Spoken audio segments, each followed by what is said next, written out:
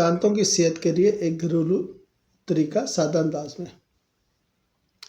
منہ اور دانتوں کی بیماریاں آج کل عام ہیں، جیسے مسوڑوں سے خون آنا، دانتوں کا ہلنا، بدبو آنا وغیرہ۔ کچھ لوگ ان مسائل کے لیے قدرتی طریقے بھی استعمال کرتے ہیں۔ یہ ایک روایتی گھریلو نسخہ ہے جو بعض اوقات لوگوں دانتوں کی صفائی اور مسوڑوں کی مضبوطی کے لیے آزماتے ہیں۔ ہلدی لے لیں 2 چٹاکی، نمک 2 چٹاکی، سرسوں کا تیل چند قطرے اور لیمن کا رس 1 سے 2 قطرے۔ طریقہ استعمال یہ ہے کہ ایک چھوٹی پیالی میں ہلدی، نمک، سرسوں کا تیل اور 1-2 قطرے لیموں کا رس ڈالیں، ان سب کو اچھی طرح مکس کریں۔ اس امیزے کو برش یا انگلی کی مدد سے دانتوں اور مسوڑوں پر آہستہ آہستہ لگائیں۔ 1-2 منٹ بعد سادہ پانی سے کلی کر لیں، دن میں 1 بار بھی کافی ہے۔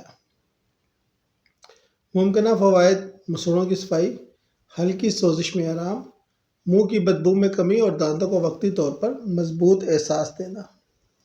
اہم اور ضروری وضاحت یہ ہے کہ یہ گھریلو طریقہ ڈینٹسٹ کے جدید اور سائنسی علاج کا متبادل نہیں ہے۔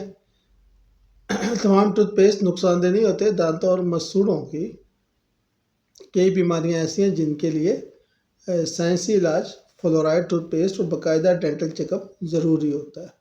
اگر دانت ہل رہے ہوں، مسوڑوں سے زیادہ خون آتا ہو، درد یا سوجن ہو تو فوراً مستند ڈینٹسٹ سے رجوع کریں۔